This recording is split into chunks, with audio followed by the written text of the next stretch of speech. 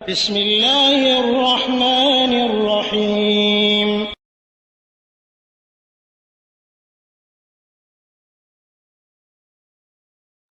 ওয়ালাইকুম আসসালাম রহমতুল্লাহি ওয়া বারাকাতুহু।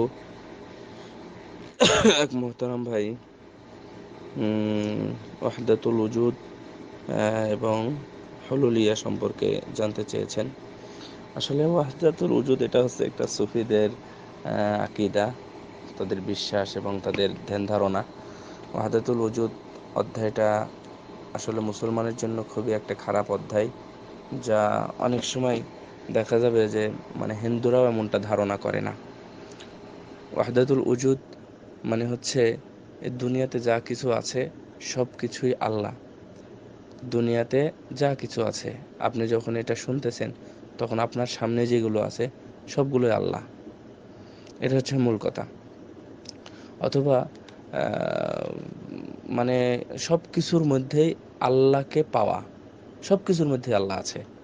আপনার পায়ের তলে মাটি, মানে তারপরে হচ্ছে আপনার সামনে চেয়ার টেবিল যদি থাকে, আপনার সামনে যে মোবাইল আছে, আপনার সামনে যা কিছু আছে, অর্থাৎ সৃষ্টি যাকে বলা হয় মখলুক, আল আলামুল মখলুক, যেটা দুনিয়াতে যত যা সৃষ্টি আছে প্রত্যেক সৃষ্টির মধ্যে আল্লাহ রব্বুল আলমিনকে পাওয়া যায়।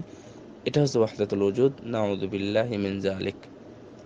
অর্থাৎ সৃষ্টি এবং স্রষ্টার মধ্যে কোনো তফাৎ নেই। আস্তাগফিরুল্লাহ, আস্তাগফিরুল্লাহ। সৃষ্টি এবং স্রষ্টার মধ্যে কোনো তফাৎ নেই। এ বিষয়ে আরও অনেক লম্বা বক্তৃতা তাদের আছে। আল্লাহ, সুতরাং আল্লাহ আরশে থাকেন না, আল্লাহ সব কিছুতেই যেহেতু আছে, সুতরাং আরশের বিষয়টা একবারেই বাদ, এটা নাই। তারপরে এ ধরনের আরো অধ্যায় আছে। সুফিদের সম্পর্কে আলোচনা করা উচিত। সুফিদের এ ধরনের ইয়ে আছে যে যখন কোনো ব্যক্তি এমনটা মনে করতে পারে যে আল্লাহ রাব্বুল আলামিন সব জায়গাতে আছে, এই যে আমি আল্লাহকে পাচ্ছি, এখানেও পাচ্ছি, ওখানেও পাচ্ছি, যখন এই ধরনের কোনো ব্যক্তি ধারণা করতে পারে, তখন সর্বোচ্চ ব্যক্তিতে রূপান্তরিত হয় এবং তাদের আর ইবাদত করতে হয় না। তাদের নামাজ, রোজা, হজ, যাকাত ইত্যাদি যেগুলো আছে এগুলো আর কিছুই করতে হয় না। এটা হচ্ছে ওয়াহদাতুল উজুদের আসলে মূল কথা। আর হুলুলিয়া যেটা, সেটা হলো এরই একটা অংশ। হুলুলিয়ার ব্যাখ্যা সম্পর্কে আমরা একটা বইয়ে পড়েছিলাম যে যাই হোক, আমার ওইভাবে এবারটা মনে আসছে না, যে গোলাপ ফুলের মধ্যে যখন পানি থাকে, অর্থাৎ শিশির বিন্দু থাকে, তখন কি সেই পানিটা দেখা যায়, না শুধু গোলাপ ফুলটাই দেখা যায়? না। তো এখানে কোনো ব্যক্তির মধ্যে আল্লাহ রাব্বুল আলামিন স্বয়ং যখন মিশে যান, তখন শুধু মানুষটাকেই দেখা যায়, কিন্তু আল্লাহ রাব্বুল আলামিনকে দেখা যায় না। কিন্তু গোলাপে যেহেতু মিশেছে, গোলাপ বুঝতে পারে যে আমার এখানে শিশির বিন্দু আছে, এমনটাই ধারণা করা। অর্থাৎ আল্লাহর মধ্যে কি, আল্লাহ যার মধ্যে বিলীন হয়ে যান, অথবা যে ব্যক্তি আল্লাহর মধ্যে বিলীন হয়ে যান এবং তারা সর্বদা আল্লাহ রাব্বুল আলামিনকে অনুভব করতে পারে, আল্লাহ রাব্বুল আলামিনকে দেখতে পারে, এই ধরনের যারা আকীদা এবং বিশ্বাস নিয়ে থাকে, এটাই হচ্ছে হুলুলিয়া, যা হারাম, যা হারাম।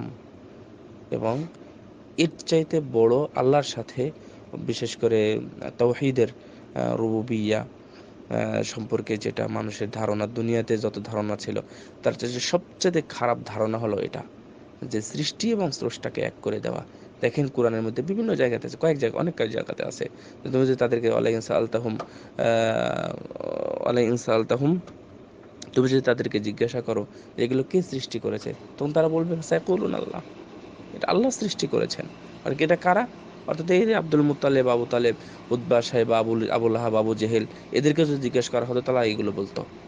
সুতরাং তাদের মধ্যে একটা ধারণা ছিল। এখন এমন একটা এই ধারণা, এই ধারণার কারণে মানুষের আকীদা আমল পুরোটাই ধ্বংস হয়ে যায় যদি কেউ এমনটা ধারণা করতে পারে।